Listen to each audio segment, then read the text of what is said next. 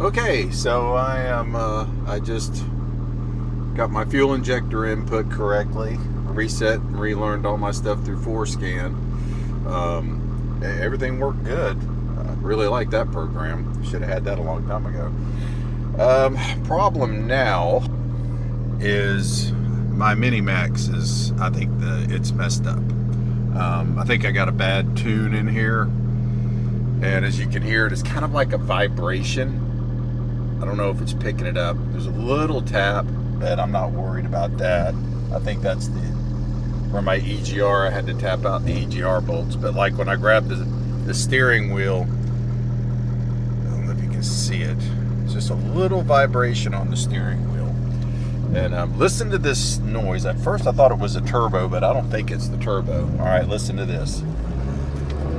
Here we go.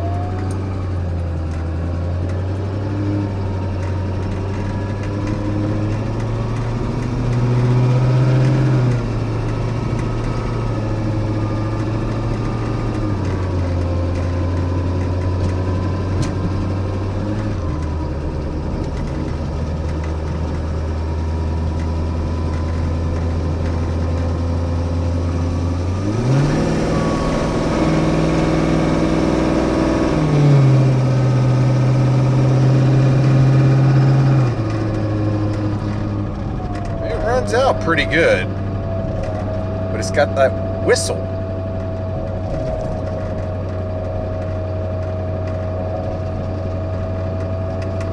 You hear that? I hope it's picking it up. If not, I'll have to put an external microphone on this phone.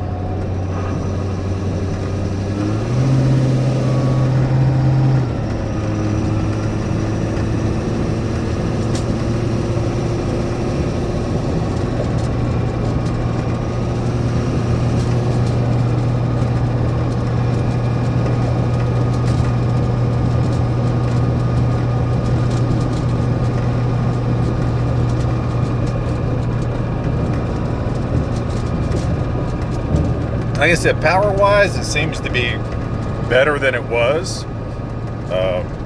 Definitely better than it was before the DPF and the EGR and delete.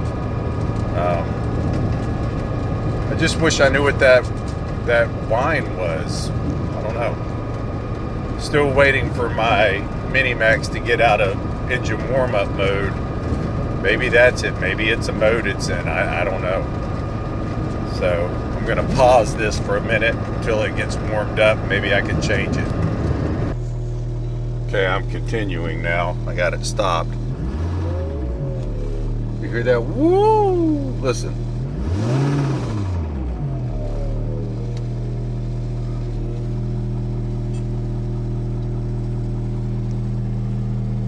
Okay, so my Mini Maxx is saying power level or no power. Now that's interesting. I think I've got a corrupted tune. I think that's my problem. Maybe time just to go ahead and buy the Easy Link. I've had a lot of people tell me that the Mini Maxes are China crap. Didn't know that. Like I said, I was a newbie to all this. Let's see how we're doing under the hood.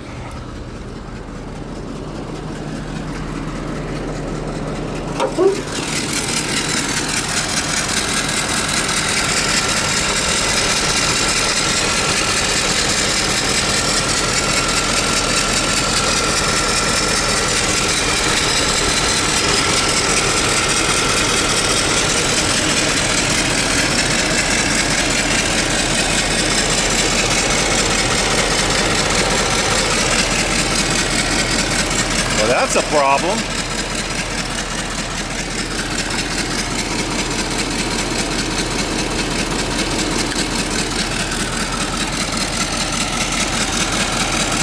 Okay.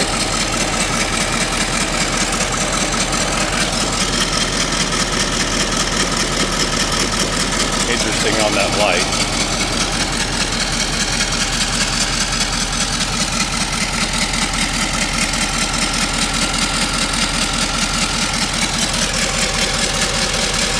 Looks like the Loch Ness Monster there.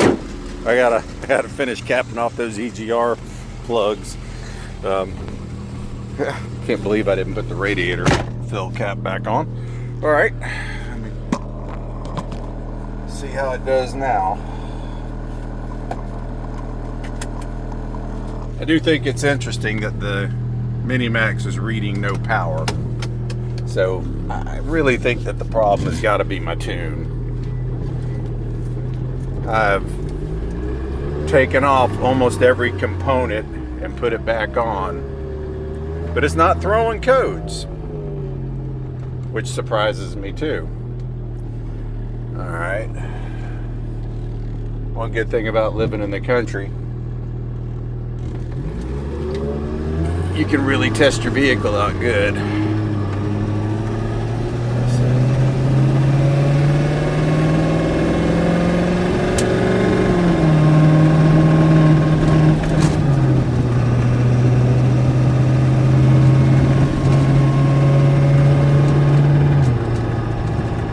That's only about maybe half throttle. So power-wise, it's doing fantastic. I'm not even getting into it. And it's jumping up. I'm going to punch it and see what it'll do.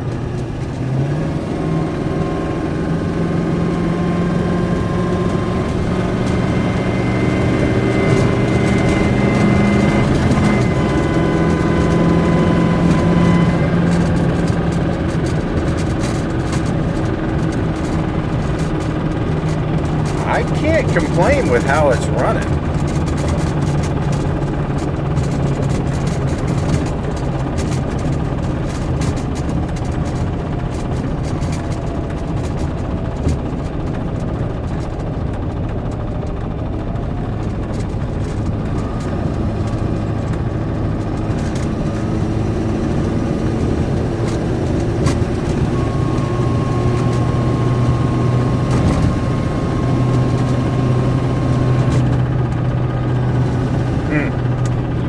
Well,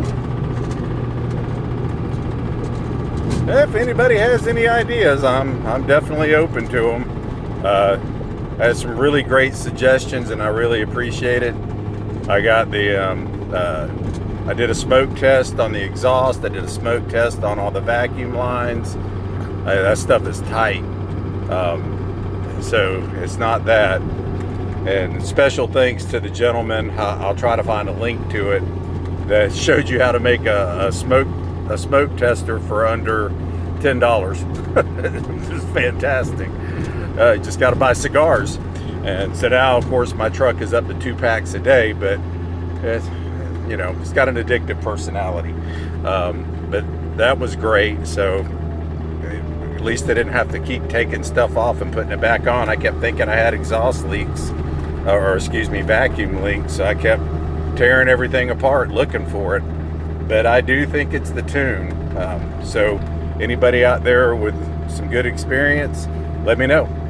All right, thanks guys, and we'll definitely say, even with the problems that I'm running into with some of this, I'm really glad I did the EGR DPF and delete and the CCV reroute, because having a 2013, it was either replace all that or delete it, and I just couldn't see replacing it. I even looked into the aftermarket stuff that supposedly fixes the problem, but the cost, I did the whole delete for what, $1,300 I believe it was, including the tuner, which obviously was a jip, but that wouldn't even cover the cost of a high performance EGR.